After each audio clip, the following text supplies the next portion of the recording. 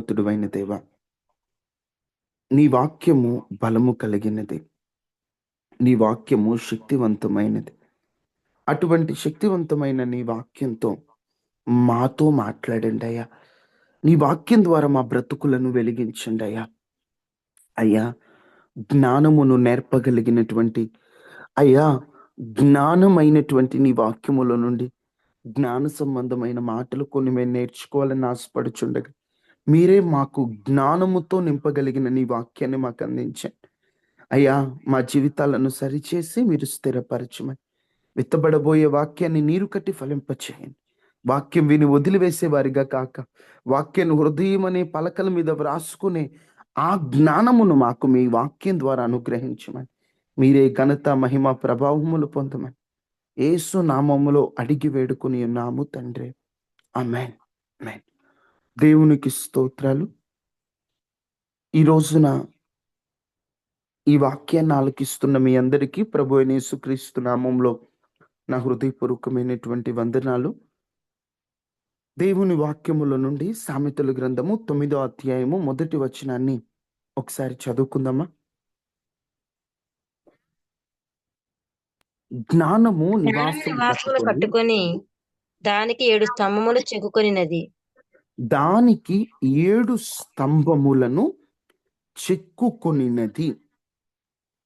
జ్ఞానము అనేటువంటిది నివాసము కట్టుకుంటే ఆ నివాసానికి 7 స్తంభాలు ముఖ్యముగా ఉన్నాయట. వాస్తవంగా ఈ మాటని 7 స్తంభాలు చెక్కుకున్న తరువాత జ్ఞానము నివాసంగా కట్టుకొనబడుతుందని అర్థం. ఇప్పటి కాలం అంటే మనందరికీ కూడా డాబాలు తెలుసు, కానీ ఒకప్పటి కాలములో ఓ నివాసం నిలబడాలంటే దానికి స్తంభాలు అత్యవసరం. స్తంభమే ఆ నివాసము నిలబడడానికి కారణమవుతుంది. అలాగున జ్ఞానము అనేటువంటిది నివాసం కట్టుకోవాలంటే ఒక 7 స్తంభాలతో జ్ఞానము నిలబడుతుంది. స్తంభమే లేకపోతే ఎలా కూలిపోతుందో అలాగునే ఈ జ్ఞానం అనేటువంటిది ఇల్లు కట్టబడాలంటే, ఇల్లు వలె కట్టబడాలంటే నీవు చెక్కుకొనవలసినవి ఒక 7 స్తంభాలు ఉన్నాయి. ఆ సామెతల గ్రంథము 9వ అధ్యాయంలో జ్ఞానం యొక్క గొప్పతనాన్ని మాట్లాడుతారు, కానీ ఆ 7 స్తంభాలు ఏమిటో ఎక్కడ రాయబడి లేదు. దేవుని వాక్య ప్రకారంగా వాక్యములో రాయబడినటువంటి మాటలను ఆధారం చేసుకుని ఏవైతే స్తంభాలుగా నిలబడతాయో అప్పుడే జ్ఞానం మనలో నిలబడుతుందని ఓ 7 విషయాలను 7 స్తంభాలుగా ప్రభు చిత్తమైతే మీతో పంచుకోవాలని ఆశపడుతున్నాను. అందరూ అర్థం చేసుకోండి.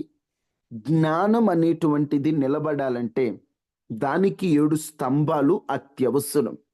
ఆ 7 స్తంభాలు ఏంటో 7 మాటలు మీతో పంచుకుంటాను. జాగ్రత్తగా ఆలకించి, అయ్యా నాలో కూడా జ్ఞానం నివాసంలా కట్టబడాలయ్యా. జ్ఞానం కట్టబడాలంటే స్తంభం ఉండాలి కదయ్యా. స్తంభాల వలె ఎలా ఉండాలి? ఏ స్తంభము? దాని అర్థం ఏమిటో తెలుసుకునే కృపని నాకు ఇవ్వండి అయ్యా అని ప్రార్థన చేసుకోండి. ఇక్కడ అంటాడు, జ్ఞానము నివాసం కట్టుకొని దానికి 7 స్తంభాలు నిర్మించుకున్నది అనల, 7 స్తంభాలు కట్టుకొనుచున్నది అనల, 7 స్తంభాలు చెక్కుకొనినది. చెక్కుకొనడం, చెక్కడానికి కట్టడానికి ఉన్న తేడా ఏమిటి? చెక్కడానికి కట్టడానికి ఉన్న తేడా. చెక్కడం అంటే ముందున్నదాని ఏ రాయినో రప్పనో మళ్ళీ ముందున్న రూపాన్ని ముందున్న రూపాన్ని కొంచెం మలచుకోవడం. నిదానంగా కొన్ని తీసేసి ఒక మంచి రూపంలోకి తీసుకురావడం చెక్కటం. కట్టడం అంటే ఒక దాని మీద మరొకటి, ఒక దాని మీద మరొకటి వేసి దాన్ని నిర్మించడమే కట్టడం. ఇప్పుడు జ్ఞానం నివాసం కట్టుకోవాలంటే 7 స్తంభాలను చెక్కాలా కట్టాలా? అక్కడ రాయబడిన మాటలు చెక్కుకోవాలంటే ఒకటి గుర్తుపెట్టుకోండి, చెక్కుకోవటం అనేటువంటిది ఒక్క రోజులో అయ్యే పని కాదు. జ్ఞానంని మనం నివాసంగా కట్టుకోవాలంటే ఏదో దేవుడు కనిపించి వరం ఇచ్చేస్తే ఒక రాత్రికే జ్ఞానవంతులు అయిపోం. అనుదినం అనుదినం అభ్యాసం చేయడం ద్వారా అనుదినం మనం జ్ఞానాన్ని సంపాదించుకునే వ్యక్తులుగా ఉండాలి. అది నిరంతర ప్రక్రియ, నిరంతరం చెక్కుకుంటూ ఉండాలి. ఆ 7 స్తంభాలు ఏమిటో దేవుని వాక్యాన్ని ఆధారం చేసుకొని మనం ధ్యానం చేద్దాం. మన అంశం, జ్ఞానం నివాసంగా కట్టబడాలంటే 7 స్తంభాలను చెక్కుకోవాలి. ఆ చెక్కుకోవాల్సిన 7 స్తంభాలు దేవుని వాక్యాన్ని ఆధారం చేసుకొని, 7 స్తంభాలను బైబిల్లో ఎక్కడ అంటే ఆ 7 స్తంభాలు ఏంటని లేవు. కానీ ఒక మనిషిలో జ్ఞాన నివాసం కట్టుకోవాలంటే ఒక 7 స్తంభాలని దేవుని వాక్యంలో నుండి మనం చూద్దాం. చదవండి, పరమగీత గ్రంథం 3వ అధ్యాయం 6వ వచనం. పరమగీత గ్రంథం 3వ అధ్యాయం 6వ వచనం. ధూప స్తంభం వలె ధూమ స్తంభము వలె అరణ్య మార్గముగా వచ్చు అరణ్య మార్గముగా వచ్చు. ఇది ఏమి? ఇది ఏమి? గోపర రసముతోను గోపరసముతోను సాంబ్రాణితోను సామ్రాజ్యతోను వర్తకులము వర్తకులము వివిధమైన వివిధమైన సుగంధ చూర్ణములతోను సుగంధ చూర్ణములతోను పరిమళించుచు వచ్చు. పరిమళించుచు వచ్చు. ఇది ఏమి? ఇది ఏమి? ఇక్కడ ప్రియురాలు ప్రియుని గురించి మాట్లాడుతూ ఆ ప్రియుని రాకముందు 7వ వచనంలో సొలొమోను పల్లకి వచ్చుచున్నది, 60 మంది సూరులు దానికి పరివారము అని చెప్పే ముందు చెబుతున్న మాట, ధూమ స్తంభము వలె. ధూమ స్తంభము, ధూమము, ధూపము. ధూమము అంటే పొగ, ధూపము అంటే సువాసనించే పొగ. దేవుని వాక్యంలో చూస్తాం, నా ప్రార్థన ధూపము వలె నీ సన్నిధికి చేరును. ఇంకొక తర్జుమాలో ధూమము వలె చేరును. పొగ ఎలాగైతే చేరుతుందో ప్రార్థనను ధూపముతో పోల్చారు, ధూమముతో కూడా పోల్చారు. ధూమము అంటే పొగ. పొగ దేనికి సాదృశ్యం? ప్రార్థనకు సాదృశ్యం. ఎందుకు ప్రార్థనతో సాదృశ్యంగా పోలుస్తామంటే, నా ప్రార్థన ధూపము వలె ధూమము వలె అని భక్తులు పోల్చిన సందర్భాలను ఆధారం చేసుకొని ధూమాన్ని ధూపాన్ని ప్రార్థనతో పోలుస్తాం. ఇక్కడ ధూమ స్తంభం అని రాయబడింది, కానీ వాస్తవంగా అక్కడ ధూప స్తంభం అని ఉండాలి. ఎందుకంటే ధూపము ధూమానికి ఉన్న తేడా ఏంటి? ధూపం అంటే సువాసననిచ్చే పొగ, ధూమం అంటే నార్మల్ పొగ. ఇప్పుడు సాంబ్రాణి, సుగంధ చూర్ణం ఇలాంటివన్నీ ఎందుకు వేస్తారు? సువాసన కోసం కదా. ఇప్పుడు ఇవన్నీ కలిపితే అది ధూమం అవుతుందా, ధూపం అవుతుందా? ధూపం. నా మాటలు అర్థమవుతున్నాయమ్మా? మీకు ఆల్రెడీ ఈ విషయం గురించి ఒక ఐడియా ఉండుంటుందని నేను త్వరగా. ధూమానికి ధూపానికి ఉన్న తేడా ఏమిటి? ధూమం అంటే మనం వేసే పొగలాంటి ధూమం అంటే పొగ, నార్మల్ పొగ. ధూపం అంటే సువాసన ఇచ్చే పొగ. ఇప్పుడు స్టార్టింగ్ లో అది ధూమ స్తంభమే, కానీ దాని తర్వాత సాంబ్రాణి, సుగంధ చూర్ణాలు ఇవన్నీ దానిలో కలిసాయి. ఇప్పుడు ధూమం ఎలా మారింది? ధూపంగా మారిందండి. ధూపంగా మారింది. ఇప్పుడు ధూపమే ధూపంగా మారింది. ఇక్కడ సుగంధ చూర్ణాలు, సాంబ్రాణి ఇలాంటివన్నీ మీరు చూస్తారు. సుగంధ చూర్ణాలు, సాంబ్రాణి ఇవన్నీ కూడా ఇంతకు ముందు మీకు ప్రత్యక్షపు గుడారం లేదా మధ్యలో కొన్ని టాపిక్లు చెప్పేటప్పుడు చెప్పాను. సుగంధ ద్రవ్యాలైనా లేదా సాంబ్రాణి అయినా ఇవన్నీ కూడా దేనికి గుర్తంటే మనం ప్రార్థనలో కలిపేటువంటి కొన్ని. అంటే ఇప్పుడు అంతకు ముందు మీకు చెప్పాను, జటమాంసి అంటే కన్నీరు, కన్నీటి ప్రార్థనని. అంటే మన ప్రార్థనలో వాడే కొన్ని. సుగంధ ద్రవ్యాలంటే ఒక అర్థం వస్తుంది, జటామాంసి అంటే ఒక అర్థం వస్తుంది, సాంబ్రాణి అంటే ఒక అర్థం వస్తుంది. వీటన్నిటిని కలిపితే అప్పుడు అది ధూపం అయినట్లు. ఒక మాటలో చెప్పాలంటే వాటిని వివరించడానికి సమయం లేదు. ఇక్కడ సొలొమోను రాబోతున్నాడు. సొలొమోను వచ్చే ముందట ఈమెకి ఒక స్తంభం కనిపిస్తుంది. ఆ స్తంభమే మొదటిగా ధూమ స్తంభం, తర్వాత సాంబ్రాణి, ఇవన్నీ వేసిన తర్వాత ధూపస్తంభంగా మారిపోయింది. ఎప్పుడైతే ధూపస్తంభం ఉందో సొలొమోను పల్లకిలో రాబోతున్నాడు.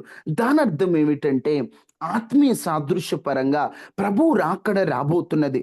అదిగో రాజు సొలొమోనుకే పరమ సొలొమోనుగా పిలువబడినటువంటి యేసుక్రీస్తు ప్రభువారు మధ్యాకాశంలోకి రాబోతున్నాడు. ఆయన వచ్చే కాలము దగ్గర పడిపోయింది. ఆయన వస్తున్నటువంటి సమయానికి ముందు ఓ స్తంభము, అదే ధూప స్తంభము అంటే ప్రార్థనా స్తంభము. ఒక వ్యక్తి జ్ఞానము నివాసంగా కట్టుకోవాలంటే, జ్ఞానము ఆ వ్యక్తిలో పనిచేయాలంటే ఆ వ్యక్తి ఓ స్తంభము ద్వారా చెక్కుకోవాలి. ఆ మొదటి స్తంభమే ధూప స్తంభము. గుర్తుపెట్టుకోండి, 7 స్తంభాలు అన్నాను కదా. మొదటి స్తంభము ధూప స్తంభము. ధూప స్తంభం అంటే ప్రార్థనా స్తంభము.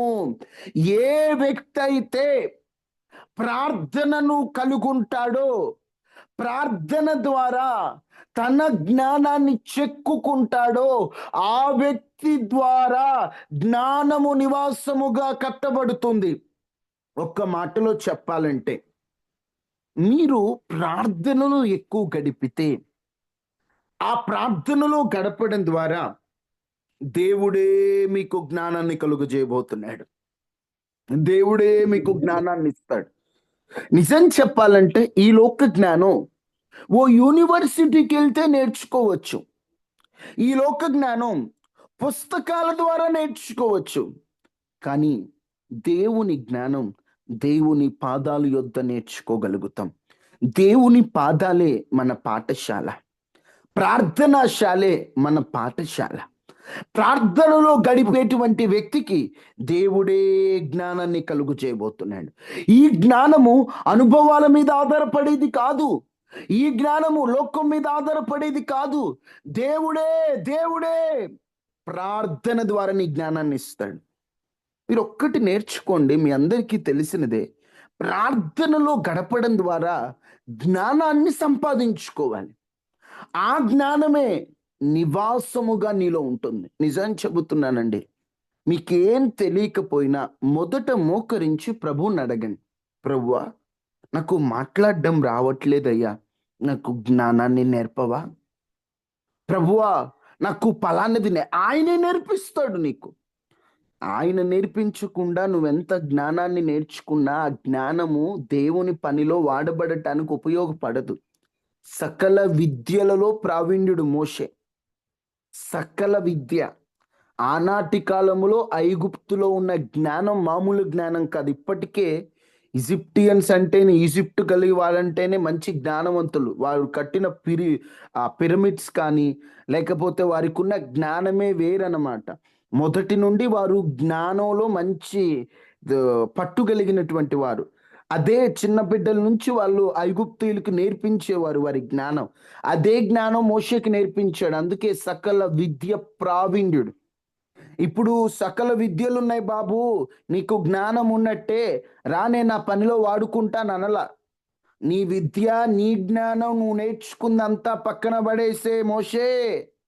అవి కాదు, అవి లోకంలో ఎలా బ్రతకాలో నీకు నేర్పించాయి. ఆ జ్ఞానం కాదు, రా అని దేవుడు పిలిచి 40 సంవత్సరాలు తనకి ఆయన జ్ఞానాన్ని నేర్పించాడు. ఎలాగా?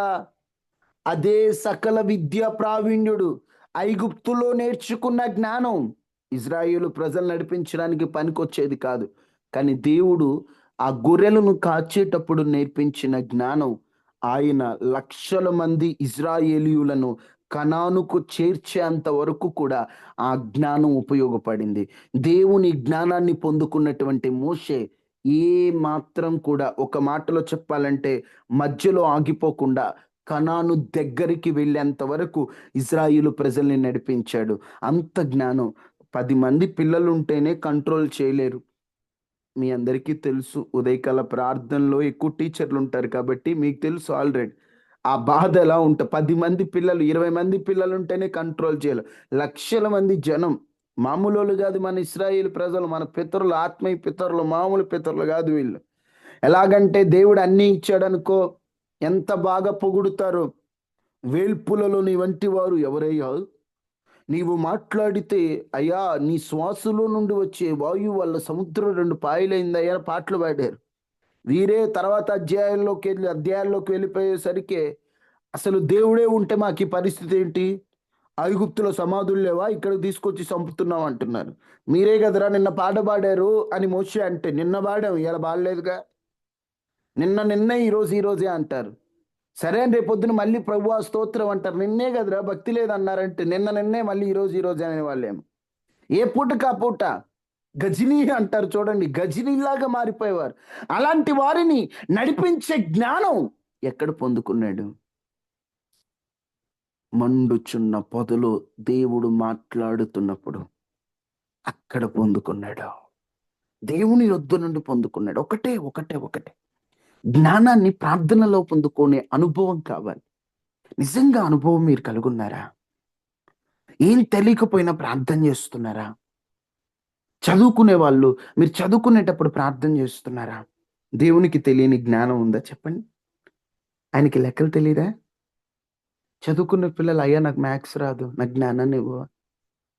7 రోజుల్లోని ప్రపంచానికి యూనివర్స్కి ఏది అవసరం అని లెక్కలు వేయగలిగినటువంటి ఆయనకి తెలియని లెక్కలు ఉన్నాయా చెప్పండి? ఏ జంతువుకి ఎప్పుడు ఏది ఎట్లా అవసరమో ఆయన సృష్టించి అన్ని నోటి మాట ద్వారా కలుగు చేసిన ఆయన తెలియని సైన్స్ ఉందా? ఆయనకి తెలియని సోషల్ ఉందా? ఆయనకు తెలియని భాష ఉందా?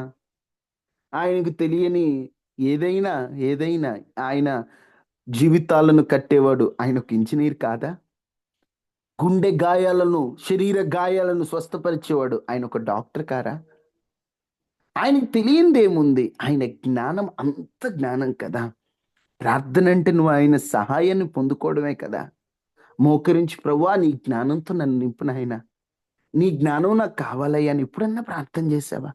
అదే ధూమ స్తంభము నీలో ఉంటే ఆ ధూమ స్తంభము ద్వారా నీ జ్ఞానం కట్టబడుతుంది. ఆ ధూమ స్తంభమే ధూప స్తంభంగా మారి ప్రార్థన ప్రతి దానికి ప్రార్థన ద్వారా జ్ఞానాన్ని సంపాదించుకోవాలి.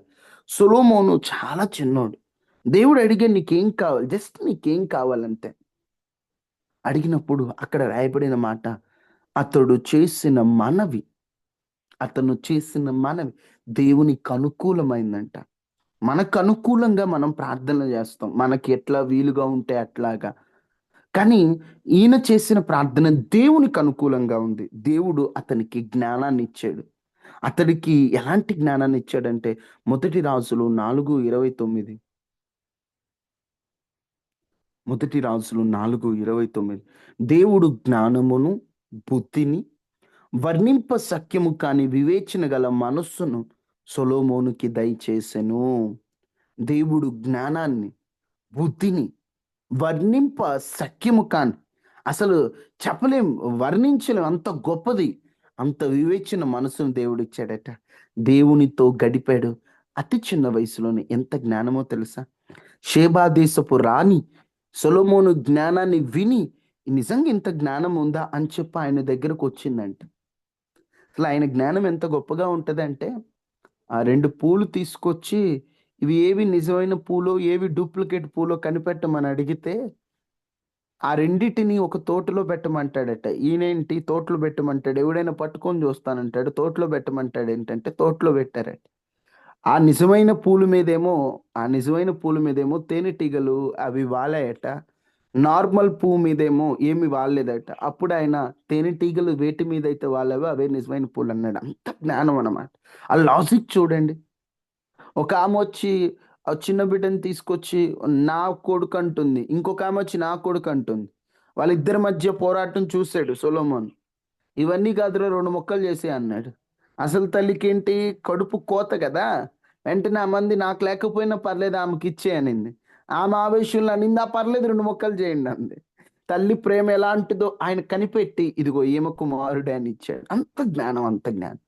అసలు ఎలాగంటే మనుషులందరూ కూడా అతని జ్ఞానపు మాటలు తెలుసుకోవటానికి, జ్ఞానాన్ని వినడానికట ఎక్కడెక్కడ నుండో వచ్చేవాళ్ళట. ఇంత జ్ఞానం, ఇంత జ్ఞానం ఎలా పొందుకున్నాడు అంత జ్ఞానం? ఒకటే, ఎలా నివాసం కట్టుకుంది ఆయనలో అంత జ్ఞానం? ప్రార్థన, ప్రార్థన, ప్రార్థన. ఒకటే నేను చెప్తాను, మీకేం తెలియకపోయినా ప్రార్థన చేసుకొని దేవుణ్ణి అడగండి. అది అడగొచ్చా బ్రదర్? ఏదైనా అడుగు ప్రభువుని. ఆయనకు తెలియని జ్ఞానం అంటూ లేదు. చూడండి ఆ మాట కూడా 1 రాజులు 4:34లో అతని జ్ఞానపు మాటలు తెలుసుకొనుటకై అతని జ్ఞానమును గూర్చి వినిన భూపతులందరిలో నుండి, జనులందరిలో నుండి మనుషులు సొలొమోను నొద్దకు వచ్చిరి. అరే నిజమేనా? ఇంత జ్ఞానంగా మాట్లాడతాడు అతను? అతను గలవాలరా బాబు.